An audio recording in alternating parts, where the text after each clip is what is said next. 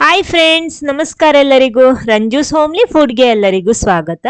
ಇವತ್ತೊಂದು ವಿಭಿನ್ನವಾಗಿರುವಂತಹ, ರುಚಿಕರವಾಗಿರುವಂತಹ, ಆರೋಗ್ಯಕರವಾಗಿರುವಂತಹ ಒಂದು ರೆಸಿಪಿ ಜೊತೆ ಬಂದಿದ್ದೀನಿ. ಬನ್ನಿ ನೋಡೋಣ ಏನು ಹೇಗೆ ಮಾಡೋದು ಅಂತೆಲ್ಲ. ಆಮೇಲೆ ನೀವು ಫಸ್ಟ್ ಟೈಮ್ ಈ ಚಾನಲ್ ನೋಡ್ತಿದ್ರೆ ಈ ವಿಡಿಯೋದ ಕೆಳಗಡೆ ಕಾಣುವ ಸಬ್ಸ್ಕ್ರೈಬ್ ಬಟನ್ ಕ್ಲಿಕ್ ಮಾಡಿ ಚಾನಲ್ ಸಬ್ಸ್ಕ್ರೈಬ್ ಮಾಡಿ ಸಪೋರ್ಟ್ ಮಾಡಿ. ಅದರ ಪಕ್ಕದಲ್ಲೇ ಇರುವ ಬೆಲ್ ಐಕನ್ನು ಪ್ರೆಸ್ ಮಾಡಿ, ಅದರಲ್ಲಿ ಬರುವ ಆಲ್ ಆಪ್ಷನ್ಗೂ ಕ್ಲಿಕ್ ಮಾಡಿ. ಹಾಗಿದ್ರೆ ಮಾತ್ರ ನಾನು ಹಾಕುವ ಹೊಸ ಹೊಸ ವಿಡಿಯೋಸ್ಗಳ ನೋಟಿಫಿಕೇಶನ್ ಎಲ್ಲ ನಿಮಗೆ ಕೂಡಲೇ ಸಿಗುತ್ತೆ. ಇದಕ್ಕೋಸ್ಕರ ಮೊದಲೊಂದು 350 ಗ್ರಾಮ್ನಷ್ಟು ಚಿಕನ್ ತಗೊಂಡಿದ್ದೀನಿ, ಸಣ್ಣ ಸಣ್ಣ ಮೀಡಿಯಂ ಪೀಸ್. ಆಮೇಲೆ 2 ಟೇಬಲ್ ಸ್ಪೂನ್ ಮೆಣಸಿನ ಹುಡಿ ನಾನೊಂದು ಬೌಲಿಗೆ ಹಾಕ್ತಾ ಇದ್ದೀನಿ, ಮಿಕ್ಸಿಂಗ್ ಬೌಲಿಗೆ. 1/4 ಟೀ ಸ್ಪೂನ್ ಜೀರಿಗೆ ಹುಡಿ, ಅದೇ ರೀತಿ 1.5 ಟೀ ಸ್ಪೂನ್ ನಷ್ಟು ಕೊತ್ತಂಬರಿ ಹುಡಿ ಕೂಡ ಹಾಕೊಂಡಿದ್ದೀನಿ ನಾನಿಲ್ಲಿ. ಆಮೇಲೆ ಇದಕ್ಕೆ ಅರ್ಧ ಟೀ ಸ್ಪೂನ್ ಅರಶಿನ ಹುಡಿ, 1 ಟೀ ಸ್ಪೂನ್ ಶುಂಠಿ ಬೆಳ್ಳುಳ್ಳಿ ಜಜ್ಜಿಬಿಟ್ಟು ಹಾಕ್ತಾ ಇದ್ದೀನಿ. ಆಮೇಲೆ ರುಚಿಗೆ ತಕ್ಕಷ್ಟು ಉಪ್ಪು ಕೂಡ ಸೇರಿಸ್ಕೊಳ್ಳಿ ಇದಕ್ಕೆ. ಇನ್ನು ಇದಕ್ಕೆ ಸ್ವಲ್ಪ ಕೊತ್ತಂಬರಿ ಸೊಪ್ಪು, ಕರಿಬೇವನ್ನು ಸೇರಿಸ್ಬೋದು, ಯಾವುದು ಬೇಕೋ ಅದು ಸೇರಿಸ್ಕೊಳ್ಳಿ. ಇನ್ನು 2 ಟೀ ಸ್ಪೂನ್ ನಷ್ಟು ಮೊಸರು ಹಾಕ್ತಾ ಇದ್ದೀನಿ, ಜಾಸ್ತಿ ಹುಳಿ ಇರುವ ಮೊಸರು ಬೇಡ. ಆಮೇಲೆ 2 ಟೇಬಲ್ ಸ್ಪೂನ್ ಕಾರ್ನ್ಫ್ಲವರ್, ಅದೇ ರೀತಿ 1 ಟೇಬಲ್ ಸ್ಪೂನ್ ಅಕ್ಕಿ ಹುಡಿ ಕೂಡ ಹಾಕ್ತಾ ಇದ್ದೀನಿ. ಒಂದು ಅರ್ಧ ನಿಂಬೆ ಹಣ್ಣು ತಗೊಂಡಿದ್ದೀನಿ, ಅದರ ಜ್ಯೂಸು ಕೂಡ ಇದಕ್ಕೆ ಸೇರಿಸ್ತಾ ಇದ್ದೀನಿ. ಎಲ್ಲ ಹಾಕ್ಬಿಟ್ಟು ಒಂದ್ಸಲ ಇದನ್ನ ಮಿಕ್ಸ್ ಮಾಡ್ಕೊಳ್ಳಿ ಈ ರೀತಿ. ಇನ್ನು ಇದಕ್ಕೆ ನೀರೆಷ್ಟು ಬೇಕೋ ನೋಡ್ಕೊಂಡು ಸೇರಿಸ್ಕೊಳ್ಳಿ. ಅಂದ್ರೆ ಹಿಟ್ಟು ಜಾಸ್ತಿ ನೀರಾಗಬಾರ್ದು, ಸ್ವಲ್ಪ ದಪ್ಪನೇ ಇರಬೇಕು. ನೋಡಿ ಈ ರೀತಿ ಇರಬೇಕು, ಸಾಕು. ಉಪ್ಪೆಲ್ಲ ಕರೆಕ್ಟ್ ನೋಡ್ಕೊಳ್ಳಿ. ಆಮೇಲೆ ಇದಕ್ಕೆ ನಾವು ರೆಡಿ ಮಾಡಿಟ್ಟಂತಹ ಚಿಕನ್ ಅನ್ನ ಇದಕ್ಕೆ ಹಾಕ್ಬಿಟ್ಟು ಚೆನ್ನಾಗಿ ಮಿಕ್ಸ್ ಮಾಡ್ಬೇಕು. ಈ ರೀತಿ ಮಸಾಲೆ ಎಲ್ಲ ಕರೆಕ್ಟ್ ಆಗಿ ಸಿಗ್ಬೇಕು. ನೋಡಿ ಎಲ್ಲ ಮಿಕ್ಸ್ ಮಾಡಿಟ್ಟಿದ್ದೀನಿ. 1 ಗಂಟೆ ಹೊತ್ತು ರೆಸ್ಟ್ ಮಾಡ್ಕೊಳ್ಳಿ ಇದನ್ನ. ನೋಡಿ ಇವಾಗ 1 ಗಂಟೆ ಕಳೆದಿದೆ, ಚಿಕನ್ ಎಲ್ಲ ಈ ರೀತಿ ಇದೆ. ಆಮೇಲೆ ನಮಗೆ ಬೇಕಾಗಿರೋದು ಬಾಳೆ ಎಲೆ. ಬಾಳೆ ಎಲೆ ಸ್ವಲ್ಪ ಬಾಡಿಸಿರ್ಬೇಕು. ನೋಡಿ ಅದನ್ನ ಒಂದೊಂದು ಪೀಸ್ ತೆಗೆದು ಈ ಬಾಳೆ ಎಲೆಯಲ್ಲಿ, ಒಂದೊಂದು ಬಾಳೆ ಎಲೆಯಲ್ಲಿ ಈ ರೀತಿ ಹಾಕೋಬೇಕು. ಸಣ್ಣ ಪೀಸ್ ಆದ ಕಾರಣ ನಾನಿಲ್ಲಿ ಸಣ್ಣ ಬಾಳೆ ಎಲೆ ತಗೊಂಡಿದ್ದೀನಿ. ಸ್ವಲ್ಪ ದೊಡ್ಡ ಪೀಸ್ ಆದ್ರೆ ಸ್ವಲ್ಪ ದೊಡ್ಡ ಬಾಳೆ ಎಲೆ ತಗೊಳ್ಳಿ. ಅದನ್ನ ನೋಡಿ ಈ ರೀತಿ ಫೋಲ್ಡ್ ಮಾಡಬೇಕು. ಫೋಲ್ಡ್ ಮಾಡುವಾಗ ಕರೆಕ್ಟ್ ಆಗಿರ್ಬೇಕು, ಅಂದ್ರೆ ಸ್ವಲ್ಪನೂ ಲೀಕ್ ಇರಬಾರ್ದು. ಟೈಟ್ ಆಗಿ ಈ ರೀತಿ ಫೋಲ್ಡ್ ಮಾಡಬೇಕು.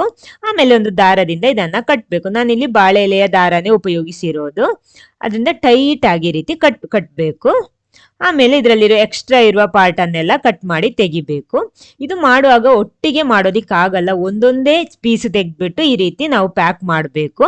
ಅದೇ ಇರುದು ಸ್ವಲ್ಪ, ಆದ್ರೆ ರುಚಿ ಅಂತೂ ಸೂಪರ್ ಆಗಿರುತ್ತೆ. ನೋಡಿ ಈ ರೀತಿ ಇರಬೇಕು. ಎಲ್ಲ ಮಾಡ್ಕೊಂಡಿದ್ದೀನಿ, 2 ರೀತಿಯಲ್ಲಿ ಪ್ಯಾಕ್ ಮಾಡ್ಕೊಂಡಿದ್ದೀನಿ. ಆಮೇಲೆ ಒಂದು ಸಣ್ಣ ಕಡಾಯಿಯಲ್ಲಿ ಸ್ವಲ್ಪ ಎಣ್ಣೆ ಬಿಸಿ ಮಾಡೋದಕ್ಕೆ ಇಟ್ಟಿದ್ದೀನಿ, ಅದರಲ್ಲಿ ನೇರವಾಗಿ ಇದನ್ನ ಹಾಕ್ತಾ ಇದ್ದೀನಿ. ಅಂದ್ರೆ ನಾನಿಲ್ಲಿ ಬಾಳೆ ಎಲೆಯಲ್ಲಿ ಕಟ್ಟಿ ಚಿಕನ್ ಫ್ರೈ ಮಾಡ್ತಾ ಇರೋದು. ನೋಡಿ ಈ ರೀತಿ ಮಾಡ್ತಾ ಇದ್ದೀನಿ. ಮೀಡಿಯಂ ಫ್ಲೇಮಲ್ಲಿ ಇಟ್ಟು ಇದನ್ನ ಫ್ರೈ ಮಾಡಬೇಕು. ನೋಡಿ ಈ ರೀತಿ ಇದೆ. ಇದು ಹೇಗಿರುತ್ತೆ ಅಂದ್ರೆ ನೋಡಿ, ನಾವು ಈ ನೇರವಾಗಿ ಎಣ್ಣೆಯಲ್ಲಿ ಹಾಕಿದ್ರು ಕೂಡ ಚಿಕನ್ ಎಣ್ಣೆ ಎಳ್ಕೊಳ್ಳಲ್ಲ. ಅದೇ ಇದರ ಬೆನಿಫಿಟ್.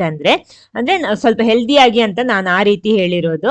ಅಂದ್ರೆ ನೋಡಿ, ನಾವು ಎಣ್ಣೆಯಲ್ಲೇ ಫ್ರೈ ಮಾಡ್ತಾ ಇರೋದು, ಆದ್ರೆ ಇದು ಎಣ್ಣೆ ಡೈರೆಕ್ಟ್ ಆಗಿ ಎಳ್ಕೊಳ್ಳಲ್ಲ. ಅದರ ಬದಲು ಈ ಬಾಳೆ ಎಲೆ ಚೆನ್ನಾಗಿ ಕ್ರಿಸ್ಪಿಯಾಗಿ ಬಂದು ಅದರ ಈ ಎಣ್ಣೆಯ ಬಿಸಿಗೆ ಒಳಗಡೆ ಇರುವ ಚಿಕನ್ ಬೇಯುತ್ತೆ. ಅದು ಕ್ರಿಸ್ಪಿಯಾಗಿ, ಬಾಳೆ ಎಲೆ ಕ್ರಿಸ್ಪಿಯಾಗಿ ಬರುವಾಗ ಅದರ ಹೊರಗಡೆ ಕೂಡ ಕ್ರಿಸ್ಪಿಯಾಗಿ ಸಿಗುತ್ತೆ ನಮಗೆ. ನೋಡಿ ತುಂಬಾ ರುಚಿಯಾಗಿರುತ್ತೆ ಈ ರೀತಿ ಮಾಡಿದ್ರೆ. ಅಂದ್ರೆ ಸ್ವಲ್ಪ ಟೈಮ್ ಇರುತ್ತೆ, ತಗೊಳುತ್ತೆ ಅಂತ ಹೇಳಿ ಅಷ್ಟೇ. ಆಮೇಲೆ ಏನಂದ್ರೆ ತುಂಬಾ ನೋಡಿ ಈ ರೀತಿ ಕಪ್ಪಾಗುವ ತನಕ ಇದನ್ನ ಫ್ರೈ ಮಾಡಬೇಕು. ನೋಡಿ ಈ ರೀತಿ ಇರಬೇಕು.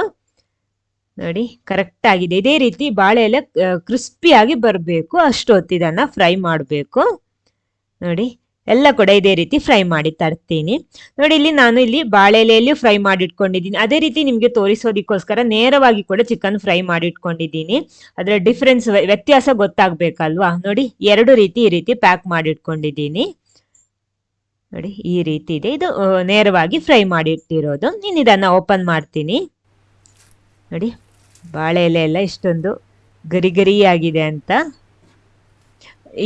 ಇದರ ಟೇಸ್ಟ್ ಅಂದ್ರೆ ಈ ಬಾಳೆ ಎಲೆಯ ಫ್ಲೇವರ್ ಕೂಡ ಇದಕ್ಕೆ ಸಿಗುತ್ತೆ, ರುಚಿಯಾಗಿರುತ್ತೆ ಆ ರೀತಿ. ನೋಡಿ ಓಪನ್ ಮಾಡ್ತೀನಿ ಇದನ್ನ, ಯಾವ ರೀತಿ ಇದೆ ಅಂತ ಒಳಗಡೆ ನೋಡೋಣ. ವಾವ್, ನೋಡಿ ಈ ರೀತಿ ಇರುತ್ತೆ. ನೋಡಿ ಎಣ್ಣೆ ಸ್ವಲ್ಪನೂ ಎಳ್ಕೊಂಡಿಲ್ಲ ಇದು, ಅಂದ್ರೆ ಚಿಕನ್ನ ನೀರು ಮಾತ್ರ ಇರೋದು ಹೊರಗಡೆ. ನೋಡಿ ಈ ರೀತಿ ಇದೆ. ನೋಡಿ ಇದು ನಾವು ನೇರವಾಗಿ ಫ್ರೈ ಮಾಡಿರೋದು, ಅಂದ್ರೆ ಇದು ಕ್ರಿಸ್ಪಿಯಾಗಿ ಗರಿ ಗರಿಯಾಗಿರುತ್ತೆ. ಇದು ಹೇಗಿರುತ್ತೆ ಅಂದ್ರೆ ಸ್ವಲ್ಪ ಹೊರಗಡೆ ಸ್ವಲ್ಪ ಗರಿ ಗರಿ ಇರುತ್ತೆ, ಆದ್ರೂ ಮುಟ್ಟುವಾಗ ಸ್ವಲ್ಪ ಸಾಫ್ಟ್ ಮೃದುವೇ ಇರುತ್ತೆ. ನೋಡಿ ಈ ರೀತಿ ಮುಟ್ಟುವಾಗ ಅದರಷ್ಟು ಕ್ರಿಸ್ಪಿಯಾಗಿ ಗರಿ ಗರಿಯಾಗಿರಲ್ಲ.